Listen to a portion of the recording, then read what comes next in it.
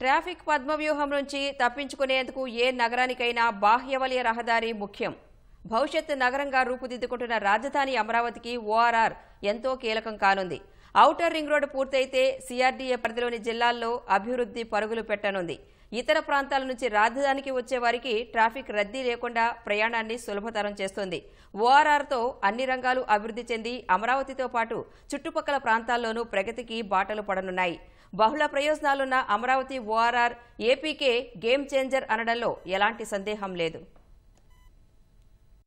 YCP పాలనలో అటకెక్కిన అభివృద్ధిని తిరిగి పట్టాలెక్కించేందుకు కూటమి సర్కారు పెద్ద యజ్ఞమే చేస్తోంది. ఇప్పటికే రాజధాని నిర్మాణ ప్రక్రియను ప్రారంభించిన ప్రభుత్వం అమరావతి బాహ్యవలయ రహదారి ప్రాజెక్టు పైన ప్రత్యేక దృష్టి సారించింది. 189.4 కిలోమీటర్ల దూరంతో నిర్మితమయ్యే ఈ ప్రాజెక్టుకు భూసేకరణ సహా అన్ని ఖర్చులు కేంద్రమే భరించనుంది. కేంద్ర రవాణా, జాతీయ రహదారుల మంత్రిత్వ శాఖ మోర్త్ అలైన్మెంట్ అప్రూవల్ కమిటీ ఇటీవల దీనికి ఆమోదం తెలిపింది. అయితే ఓఆర్ఆర్ కు దగ్గర ఉన్నందున తూర్పు బైపాస్ నిర్మాణం అక్కర్లేదని అభిప్రాయపడింది. ఓఆర్ఆర్లో 4 చోట్ల స్వల్ప మార్పులు చేయాలని సూచించింది.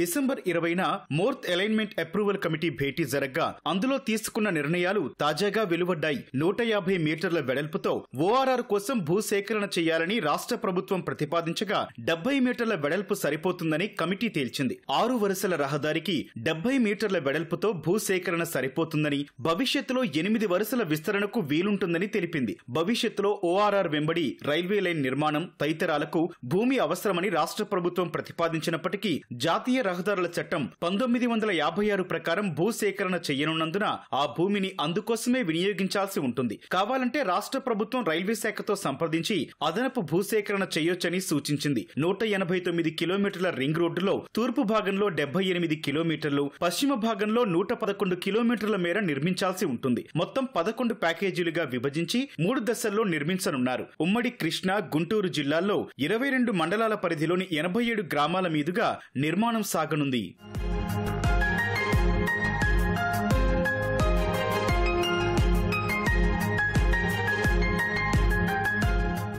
ఓఆర్ఆర్ నిర్మాణం పూర్తయితే కొన్నేళ్లలోనే విజయవాడ, అమరావతి, తాడేపల్లి, మంగళగిరి, గుంటూరు కలిసి మెగా సిటీగా మారతాయి. ఓఆర్ఆర్ కు వెలుపల సమీపంలో ఉన్న చిన్న చిన్న పట్టణాలకు ఓఆర్ఆర్ తో అనుసంధానం పెరిగి ప్రత్యేక డెవలప్మెంట్ నోడ్స్ గా వృద్ధి చెందుతాయి. తెలంగాణ, ఛత్తీస్గఢ్ వంటి తీర ప్రాంతం లేని రాష్ట్రాలకు ఓఆర్ఆర్ ద్వారా పోర్టులకు వెళ్లడం సులభమవుతుంది. బాపట్ల జిల్లాలోని తీర ప్రాంతంలో పోర్టు ఆధారిత పరిశ్రమలు, ఆక్వా రంగానికి సంబంధించిన యూనిట్లు ఏర్పాటు కానున్నాయి. అక్కడి నుంచి రింగ్ రోడ్డుకు అనుసంధానం ఏర్పడితే అభివృద్ధితో పాటు పెట్టుబడులు, ఉపాధి అవకాశాలు మెరుగవుతాయి.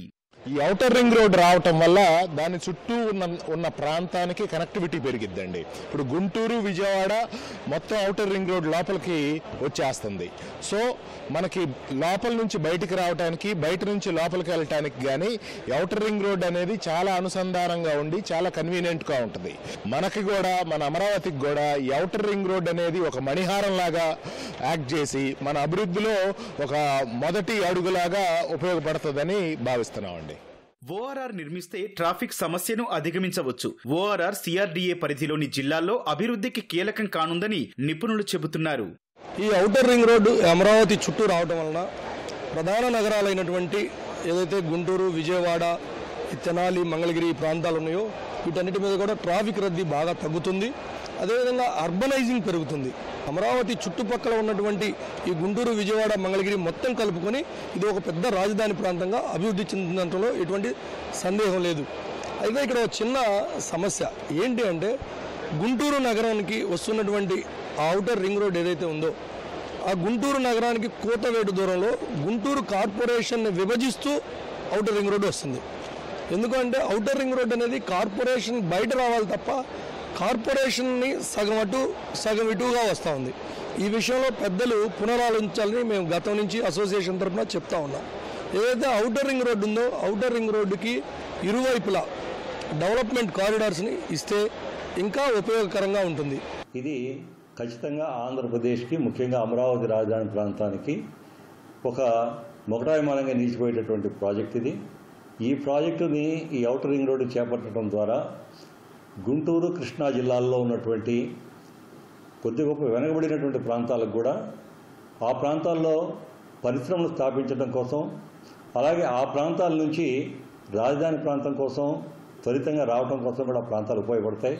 ముఖ్యంగా చీరాలలో ఉన్నటువంటి ఏదైతే గతంలో వాన్పిక్ పేరుతో సేకరించినటువంటి 25,000 ఎకరాలను కూడా ఆ ప్రాంతం కూడా మొత్తం కూడా ఈ రోడ్డు నిర్మించడం ద్వారా ఉపయోగంలోకి వచ్చేటటువంటి అవకాశం ఉంది.